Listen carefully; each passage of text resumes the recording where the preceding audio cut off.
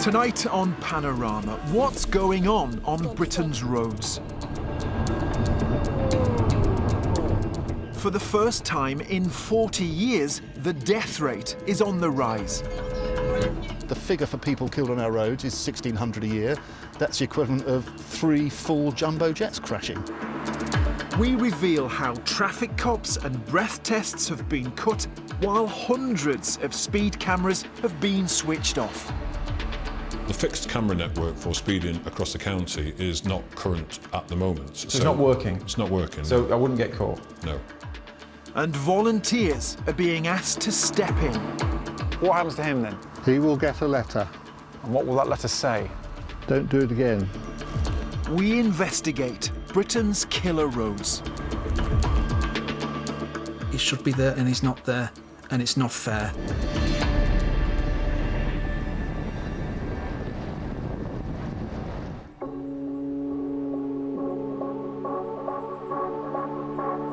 I'm going on a road trip. From here, at the bottom of Cornwall, to the very top of Scotland. I want to find out more about the risks we face when we get behind the wheel, and why Britain's roads are getting more dangerous. The thing is, it shouldn't be like this. Cars are getting safer, roads should be getting safer, but that is not what's going on. For 30 years, the fatality rate, the number of deaths per billion miles travelled, was falling. For the past decade, it stayed broadly the same. But in 2020, the death rate rose by 5%, the most significant increase in 40 years. Last year, we've even seen an increase in the rate of fatalities. So it's very, very worrying. It matters because these are real people that are dying on our roads, and many of them are totally unnecessary. They're not accidents. These are deaths that could have been prevented. Around 1,600 people die on our roads each year, and 25,000 are seriously injured. So many families whose lives are changed forever.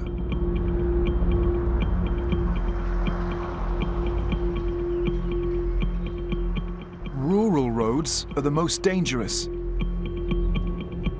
This village in North Cornwall had a fatal collision in 2019. Then, just before Christmas, a 13-year-old boy was injured as he walked to football practice. This is where the accident happened. That's where Lucas was hit. Lucas's leg was broken in 2 places. The police are investigating the accident. It was the worst pain that I've ever felt by about a mile. It was so bad.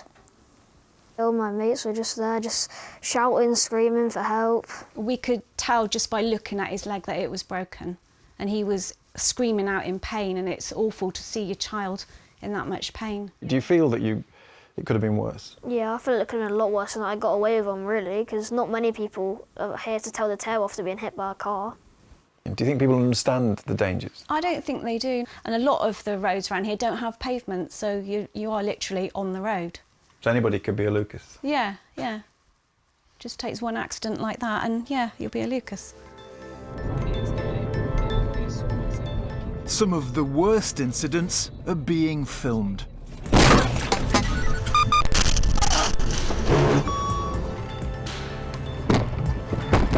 Oh my God! An army of dashcam drivers is recording them.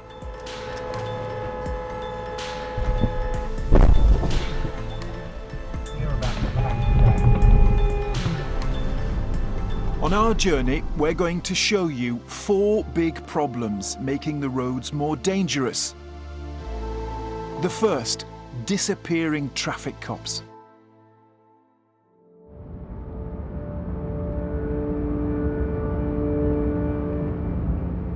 We've used freedom of information requests to try to get to the facts. 34 forces in England, Scotland and Wales responded. They had 5,014 dedicated traffic officers in 2016. But 757 officers have been lost in just 5 years. That's a fall of 15%. The police watchdog is worried. There are some police forces that have got negligible presence on the roads, and that's happened because, in general, it's been given a low priority. So you've got a scenario where the fatality rate has risen for the first time in 40 years. Yeah. Is that because there are fewer police officers out there? Yeah, we think so. But by not prioritising it, the death rate's rising. It's Correct. as simple as that. The point is that the accident rate, the long decline that we've seen, has started to turn around, and we think the only thing that really explains that is just the relative decline of roads policing. The government says it's investing up to an extra £1.1 billion in police funding next year and is over halfway towards its goal of recruiting 20,000 new officers. It says the deployment of resources is a matter for individual police forces, but it's supporting them to improve the capability and effectiveness of roads policing.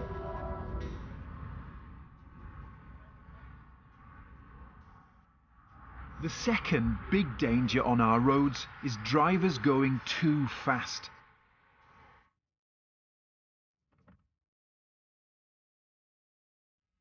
But what's being done to stop them?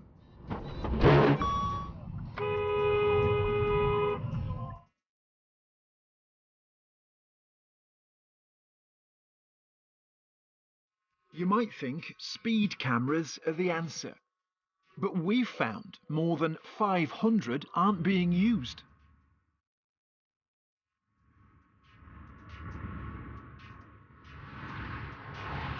Now, nationally, more speeders are being caught than ever before, but it's patchy. Freedom of information responses from 26 forces reveal almost half of their fixed speed cameras are not switched on. 4 forces don't have a single fixed speed camera working. The police in Wiltshire have told us that here in their county they have no fixed or mobile speed cameras, not one across the whole county. So the only way that you can get caught speeding is if a police officer decides to sit by the side of the road with his handheld speed gun. And the force have told us that that's just down to the officer and is done on an ad hoc basis.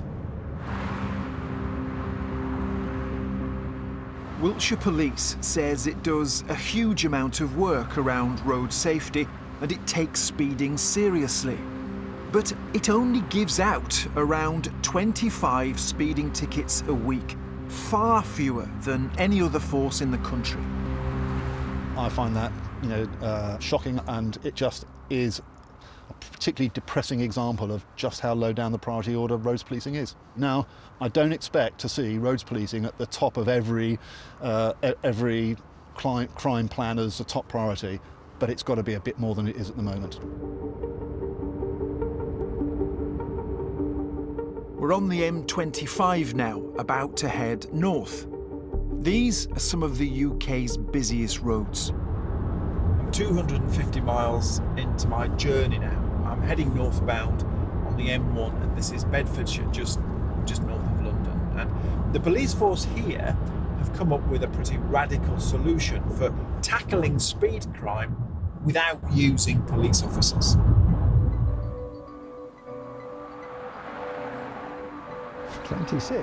Gosh. Meet Dave and Malcolm, the Malden Community Speeding Team. 37, and that was a black Seat. They're volunteers helping the police, a kind of dad's army enforcing the 30-mile-an-hour limit. 36, 37, 37. Good old white van. What happens to him then? He will get a letter. And what will that letter say? Don't do it again.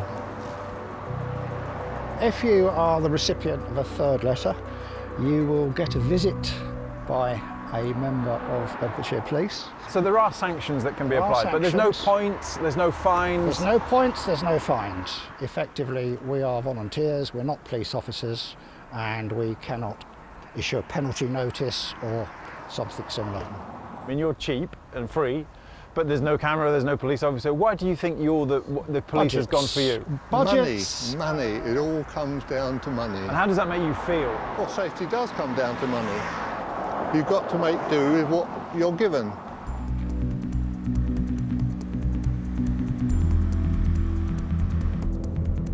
Spending on roads policing in England and Wales has fallen by about a third in 6 years.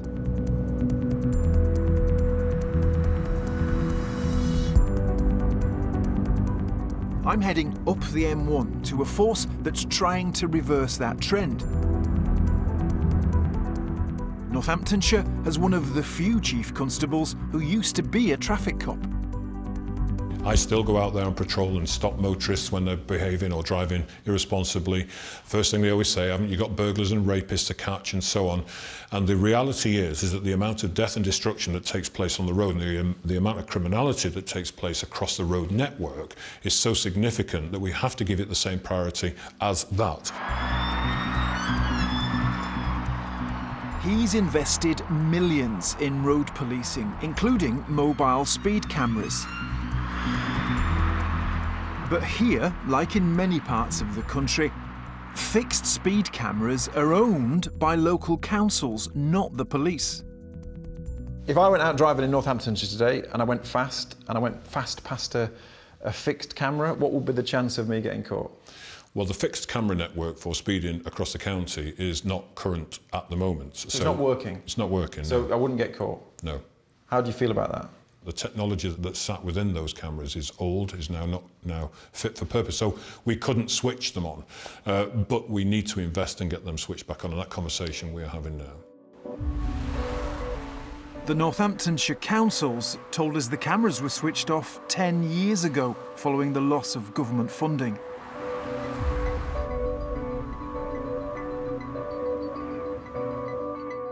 Pushing north 350 miles since we started.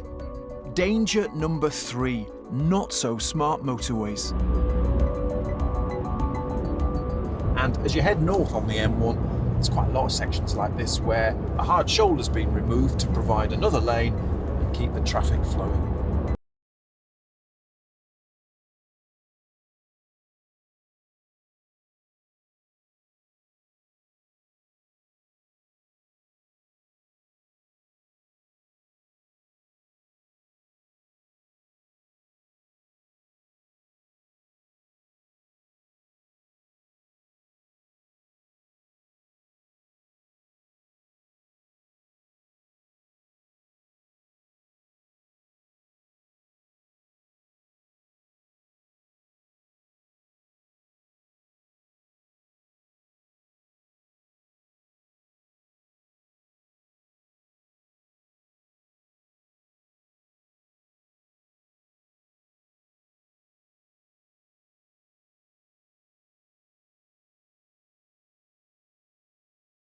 I look back and think, how has it been 2.5 years?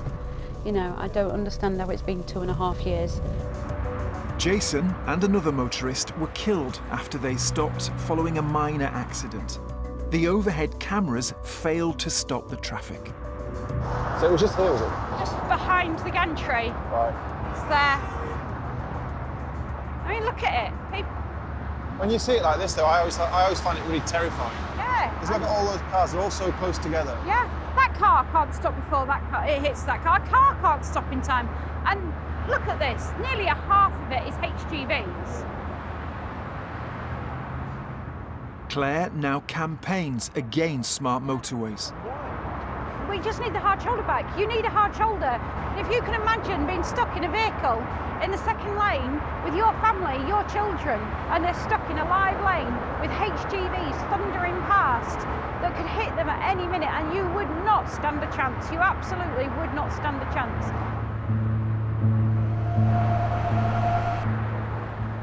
After our programme, the government promised to make smart motorways safer. But 2 years later, most refuges are still too far apart. And the radar technology is only working on a quarter of the network.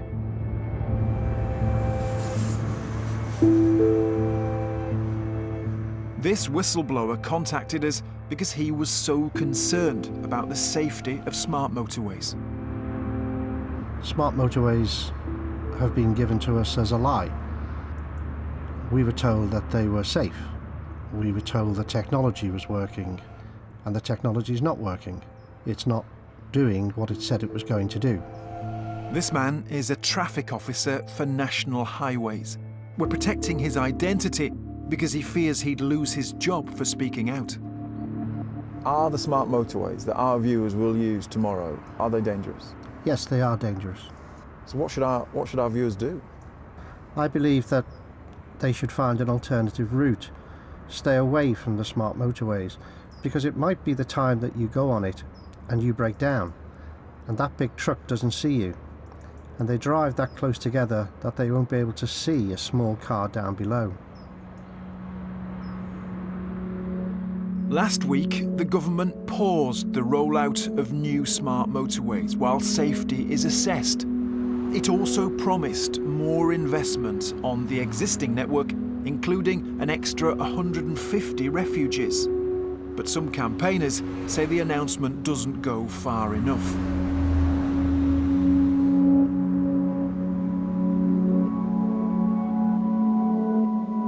We're 550 miles into our journey, and we've crossed the Pennines from Yorkshire to Lancashire. Next up, the fourth issue making our roads more dangerous: fewer drink driving checks. There's a clear reduction in the policing of a crime that kills 240 people a year.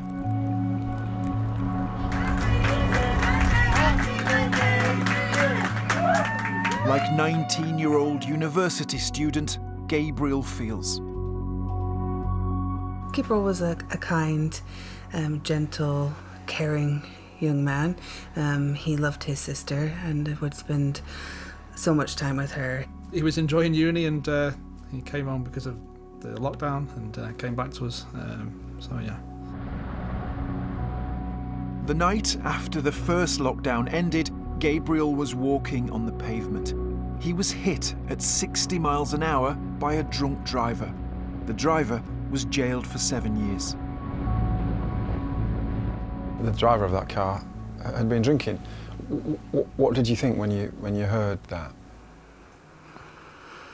Disgusted, in complete shock. It was the first day that the pubs had opened, so I was a bit angry, you know, heartbroken. Every part of our life had Gabriel in it. Every place we go, every meal we sit down, and he should be there. Every time we do like a Christmas time or a birthday, you know, even just the simplest of things, you know, I just miss going to wake him up, and he should be there, and he's not there, and it's not fair.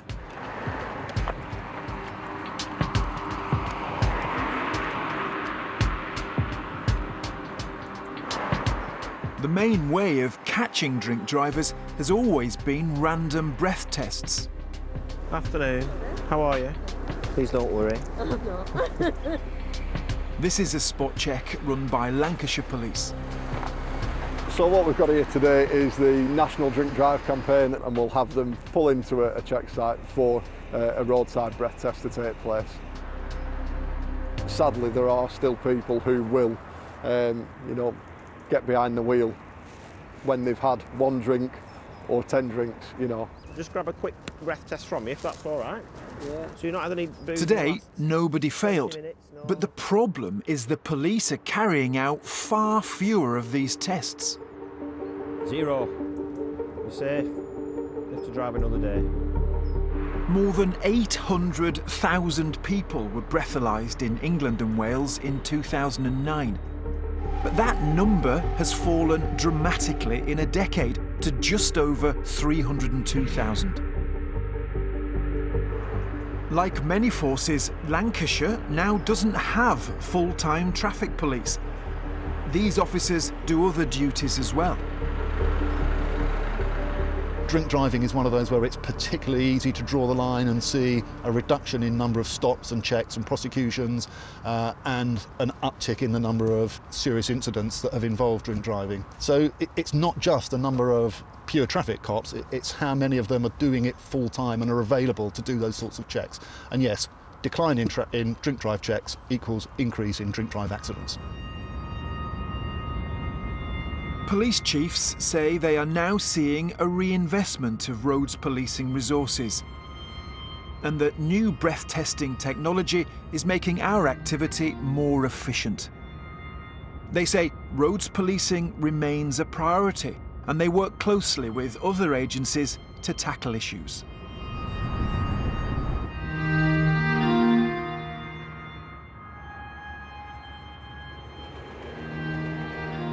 We're heading through Cumbria and into Scotland to what people here call the Forgotten Road. So we've left Glasgow and we're heading north on the A82, and this is the road that will take us to the Highlands, and the scenery is amazing. This is Loch Lomond. It's a very, very beautiful location. But this route has a dreadful statistic. It is Scotland's most dangerous road. The A82 has cost dozens of lives and captures many of the dangers of driving in Britain. First, there's bad driving. A lot of that has been caught on film. Me!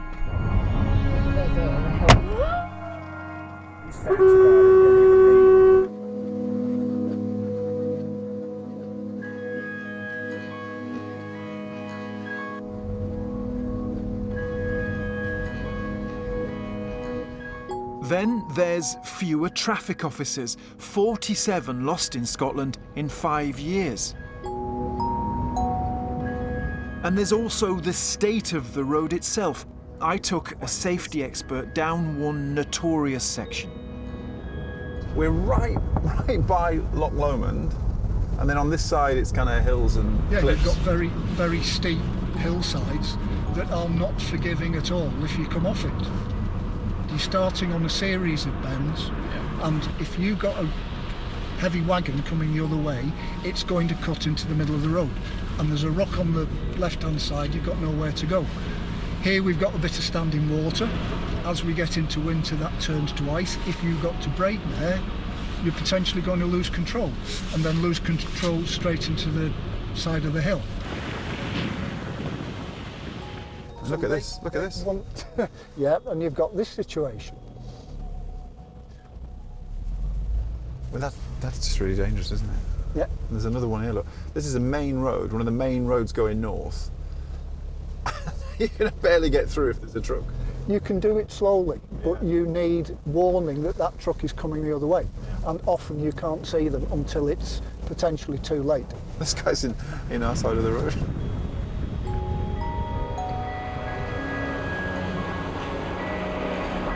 John thinks more cash is needed for speed cameras on the A82. Apart from a couple of short stretches, Scotland's most dangerous road has no fixed cameras at all. Why aren't they being used to save lives, do you think? Bottom line is money. You can't put cameras everywhere you want them at the same time. So there has to be a degree of prioritisation. And at the moment, it would appear that the A82 is not a priority for those cameras. The Scottish Government says there are mobile cameras and it's reviewing safety on this vital route to the Highlands and Islands.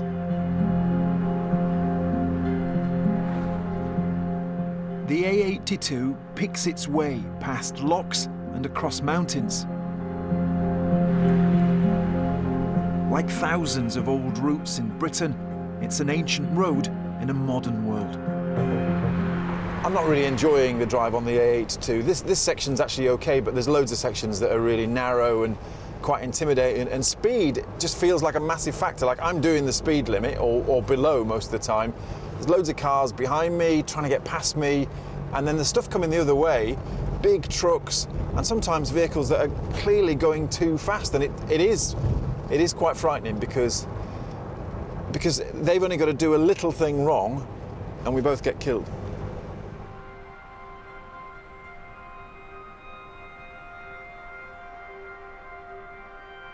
Between 2017 and 2019, there were at least 90 serious or fatal accidents on this road.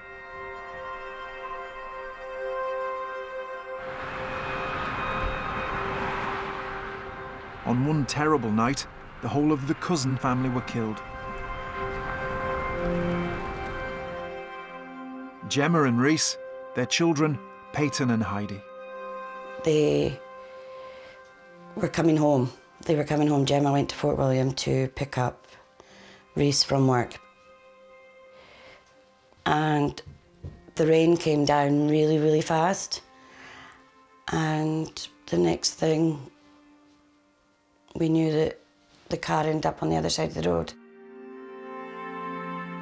Samantha is Reese's mum and the children's grandmother.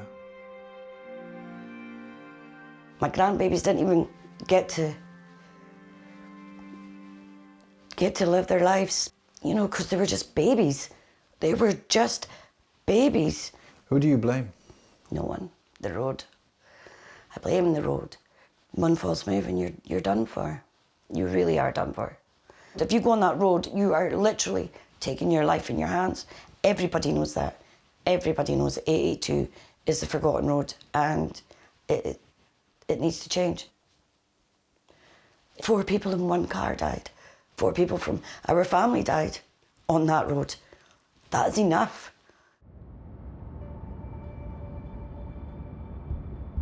The UK government says our roads are among the safest in the world.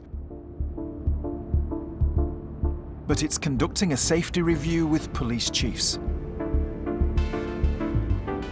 5 people a day die on our roads, and there's growing pressure on government and the police to act now. What we need is leadership from the top.